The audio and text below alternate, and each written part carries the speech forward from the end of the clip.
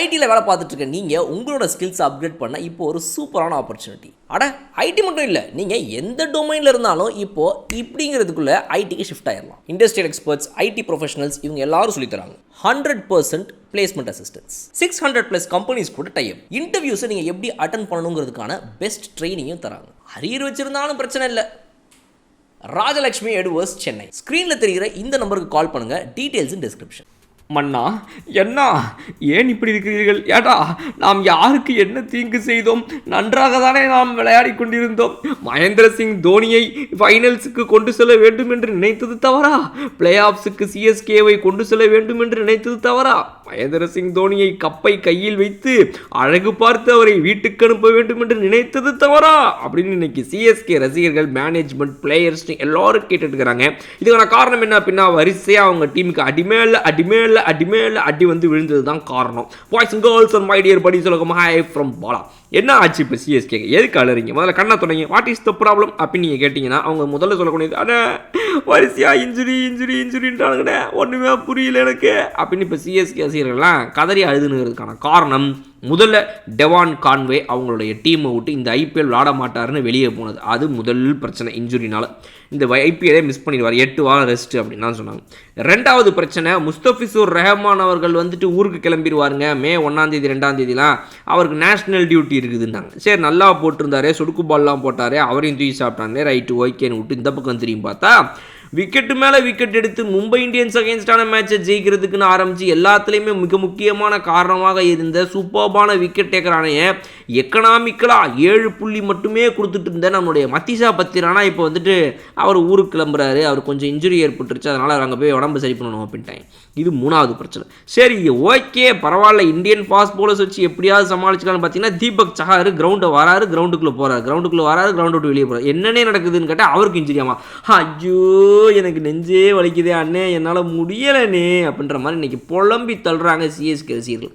இந்த 4 பிரச்சனைகளும் அவங்களுடைய பிளே ஆஃப்ஸ் கனவுகளை தடுக்குமா அப்படிங்கிறது இங்கே ஒரு மிகப்பெரிய கேள்வி. ஏன்னா சிமர்ஜித் சிங் அன்னைக்கு அந்த பிட்ச்சில் ஸ்லோ கண்டிஷன்ஸில் சூப்பராக போட்டார். அதை தாண்டி எல்லா கண்டிஷன்ஸும் சிமர்ஜித் சிங்னால் நல்லா போட முடியுமா? அது ஒரு கேள்வி. இரண்டாவது, இந்தியன் பேஸ் பவுலிங் மட்டுமே வச்சு எவ்வளோ நாள் நம்மளால் போக முடியும் இந்த ஐபிஎல்? அடுத்து இருக்கக்கூடிய 3 மேட்சஸ், இதுக்கப்புறமா வரக்கூடிய பிளே ஆஃப்ஸ், இப்படின்றதுல எல்லாத்துலேயுமே பிளே ஆஃப் செலக்ட் ஆனால் இதில் எல்லாத்துலேயுமே வந்து எந்த அளவுக்கு இவங்களால் இந்தியன் ஃபாஸ்ட் பாலர்ஸ் மட்டும் வச்சுக்க முடியும். ஏன்னா ஒரே ஒரு ரீப்ளேஸ்மெண்ட் வந்தவர் தான் ரிச்சர்ட் கிளீசன். அவர் டெவான் கான்வேக்கு பதிலாக வந்திருந்தார். ஏன்னா வந்து எப்படியோ முஸ்தபிசூர் ரஹ்மான் கிளம்பிடுவாருன்னு தெரிஞ்சுக்கிட்டு முன்னாடியே டெவான் கான்வேக்கு பதிலாக வந்து இவரை வந்து ரீப்ளேஸ்மெண்ட்டாக கொண்டு வந்திருந்தாங்க. இப்போது அவரும் கிளம்பிட்டார், முஸ்தபிசூரும் கிளம்பிட்டார், கூட மத்திஷா பத்திரானாவும் போயிட்டாப்ல. இப்போ மத்திஷா பத்திரானாக்கு ரீப்ளேஸ்மெண்ட் என்னங்கிற கதை ஓடிட்டு இருக்கு, அதை அடுத்த வீடியோவில் பேசுவோம். பட் ஆனால் இப்போது பிரச்சனை என்ன அப்படின்னா, இத்தனை இன்ஜுரி, இத்தனை ரீப்ளேஸ்மெண்ட்டு, இத்தனை இடங்களில் இவ்வளோ குழப்பங்கள்ன்றது வந்து சிஎஸ்கேவை கொஞ்சம் லைட்டாக வந்து ஃபேன்ஸை முக்கியமாக டவுன் ஆக்கியிருக்கு. மேனேஜ்மெண்ட்டை பொறுத்த வரைக்கும் அவங்கள்ட்ட இருக்கிற ரிசோர்ஸஸ் என்னென்ன, ஏற்கனவே பெஞ்ச் ஸ்ட்ரென்த் என்னவா வச்சிருக்கிறோம், யாரெல்லாம் யூஸ் பண்ணலான்றதை பார்த்து ஏற்கனவே மிச்சல் சாண்ட்னர் உள்ளே இறக்குனது, சிமர்ஜித் சிங்கை உள்ளே கொண்டு வந்ததுன்னு சொல்லி அவங்க அடிக்கடி அடுத்த விஷயங்கள் அடுத்தது பண்ணிட்டு தான் இருக்கிறாங்க. பட் இதையும் தாண்டி ரிசோர்ஸ் அவங்களுக்கு தேவைப்படுதா? ரீப்ளேஸ்மெண்ட் இன்னும் போகணுமா? எக்ஸ்பீரியன்ஸ்டு கேண்டிடேட்ஸ், இந்த சீசனில் நல்லா விக்கெட் எடுத்துகிட்டு இருந்த கேண்டிடேட்ஸ் ஆகியவங்க 2 ஃபாஸ்ட் பவுலர்ஸ் முக்கியமாக வெளியே போயிட்டாங்க. எப்போவுமே இந்தியா சிஎஸ்கே வந்துட்டு இந்த மாதிரி ஃபாரின் பவுலர்ஸை நம்பி இருக்கவே இருக்காது. ஒரே ஒரு ஃபாரின் பவுலர் மட்டும் தான் நம்பி இருக்கும், மற்றதெல்லாம் ஃபாரின் பேட்ஸ்மேனை நம்பி தான் இருக்கும். இந்த சீசன் தான் பார்த்தீங்க அப்படின்னா 2 ஃபாரின் பவுலர்ஸை நம்பி இருந்துச்சு. இப்போ 2 பேரும் போயிட்டாங்க.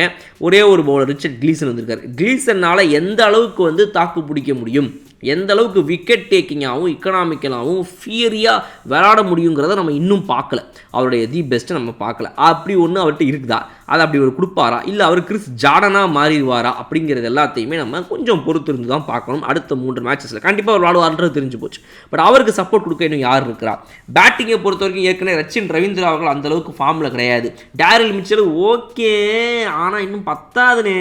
ஆனால் ஹென்ரி கிளாஸனு, ஃப்ரேசரு அவங்கள மாதிரி எனக்கு ஒன்று வேணும்னே, அது மாதிரி ஒன்று கொடுங்கண்ணே அப்படின்லாம் கேட்டுக்கிறாங்க. அந்த மாதிரி ஒன்று இவர் கொடுப்பாரா தெரியல, அதையும் காத்திருந்து தான் பார்க்கணும்.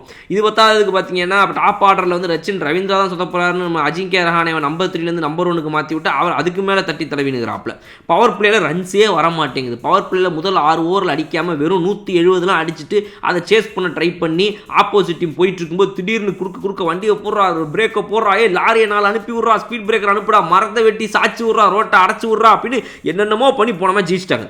பட் இதெல்லாம் தாண்டி எல்லா மேட்சும் இந்த மாதிரி 170 200 வந்து டிஃபெண்ட் பண்ண முடியுமான்றது டவுட் தான். பட் நம்ம பிளே ஆஃப் போக போக இன்னும் 220-230க்கு மினிமமாக சிஎஸ்கே எப்படி அவங்கள எக்விப் பண்ணிக்க போகிறாங்க, அவங்களுடைய பேட்டிங் லைனப் எப்படி இன்னும் ஃபியரியாக ஆக போகுது, யார்க்கர்ஸை இன்னும் எப்படி கேஜ் பண்ணி விளாட போகிறாங்க பேட்ஸ்மேனு அப்படிங்கிறதெல்லாம் மிகப்பெரிய சேலஞ்ச் தான். பவுலிங்கை பொறுத்த வரைக்கும் எவ்வளோ சேலஞ்ச் இருக்கோ அதே அளவுக்கு பேட்டிங்லையும் இருக்கிறது.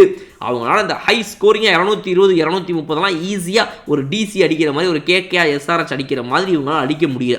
அதுக்கு என்ன பண்ணணுங்கிறதுமே ஒரு மிகப்பெரிய கன்சர்ன் தான். ஸோ இதெல்லாம் தாண்டி 3 மேட்சை ஜெயிச்சு பிளே ஆஃப்ஸ் போய் அங்கேயும் ஜெயிச்சு கப் அடித்து தோனியை வந்து சூப்பராக ரிட்டையர் ஆக வைக்கணும்னு இவங்க ஆசைப்படுறதா நடக்குமா? கமெண்ட் செக்ஷனில் சொல்லுங்கள். இன்னொரு வீடியோவில் நான் அவங்க வந்து பார்க்குறேன். Okay bye.